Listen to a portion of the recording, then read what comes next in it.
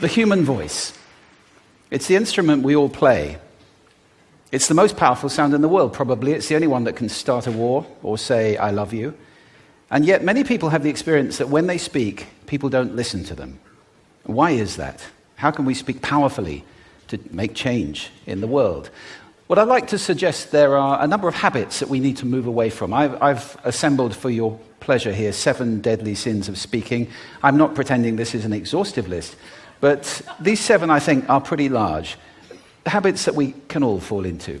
First, gossip. Speaking ill of somebody who's not present. Not a nice habit, and we know perfectly well the person gossiping 5 minutes later will be gossiping about us. Second, judging. We know people who are like this in conversation, and it's very hard to listen to somebody if you know that you're being judged and found wanting at the same time. Third, negativity. You can fall into this. My mother, in the last years of her life, became very, very negative, and it's hard to listen. I remember one day I said to her, it's October the 1st today, and she said, I know, isn't it dreadful? It's hard to listen when somebody's that negative. And another form of negativity, complaining. Well, this is the national art of the UK. It's our national sport. We complain about the weather, about sport, about politics, about everything. But actually complaining is viral misery. It's not spreading sunshine and lightness in the world. Excuses. We've all met this guy. Maybe we've all been this guy. Some people have a blame thrower. They just pass it on to everybody else and don't take responsibility for their actions. And again, hard to listen to somebody who's being like that. Penultimate, the 6th of the 7, embroidery, exaggeration. It demeans our language, actually, sometimes. For example, if I see something that really is awesome, what do I call it? And then, of course, this exaggeration becomes lying, out and out lying, and we don't want to listen to people we know are lying to us. And finally, dogmatism. The confusion of facts with opinions. When those two things get conflated, you're listening into the wind. You know, somebody is bombarding you with their opinions as if they were true. It's difficult to listen to that. So here they are, 7 deadly sins of speaking. These are things I think we need to avoid. But is there a positive way to think about this? Yes, there is. I'd like to suggest that there are 4 really powerful cornerstones, foundations, that we can stand on if we want our speech to be powerful and to make change in the world. Fortunately, these things spell a word. The word is hail, and it has a great definition as well. I'm not talking about the stuff that falls from the sky and hits you on the head.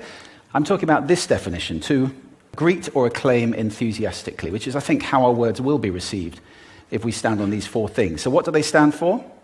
See if you can guess. The H, honesty, of course. Being true in what you say, being straight and clear. The A is authenticity, just being yourself.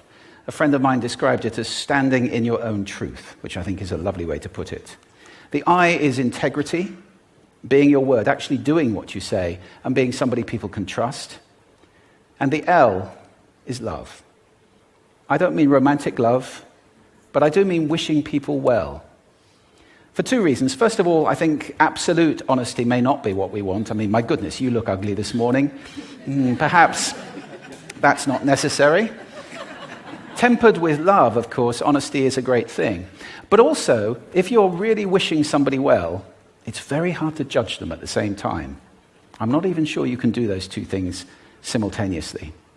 So, hail.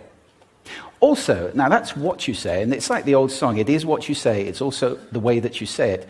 You have an amazing toolbox. This instrument is incredible, and yet this is a toolbox that very few people have ever opened.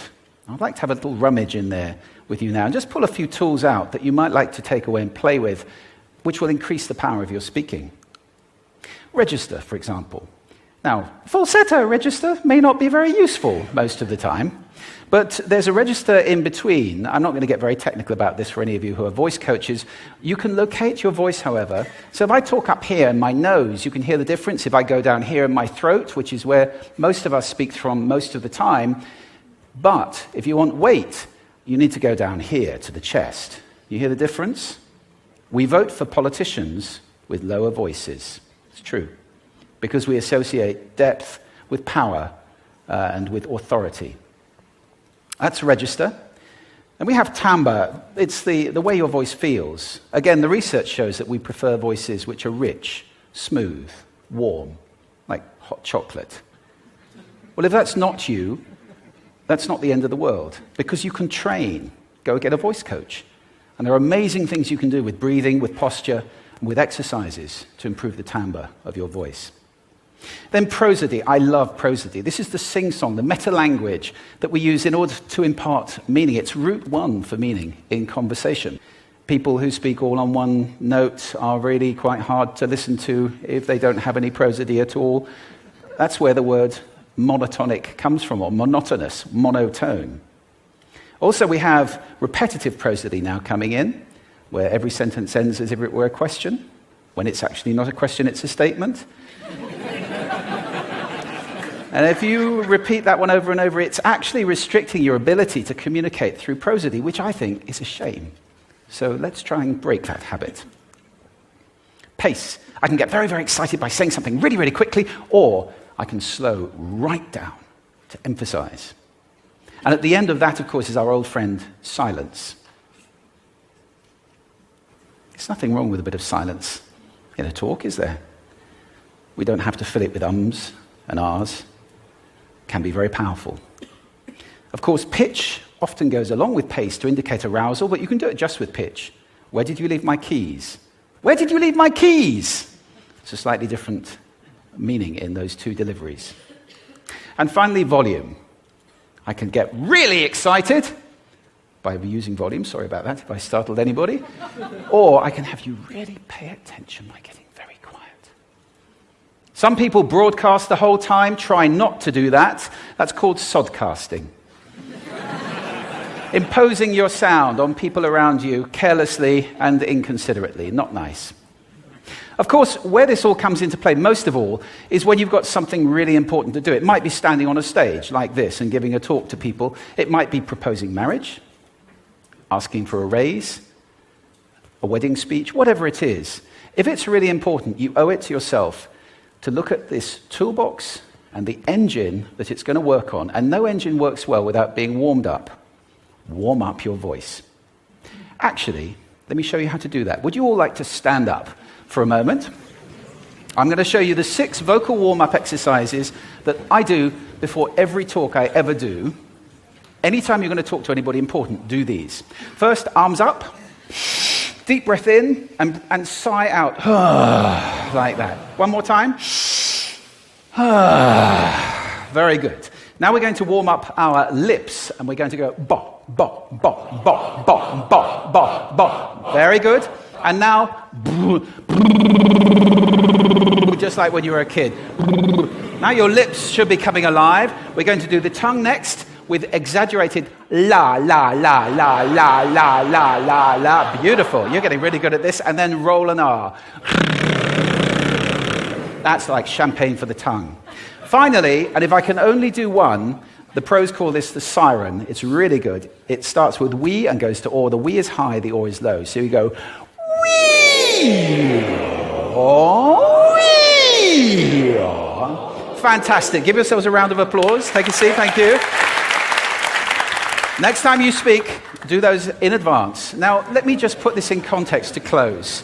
This is a serious point here.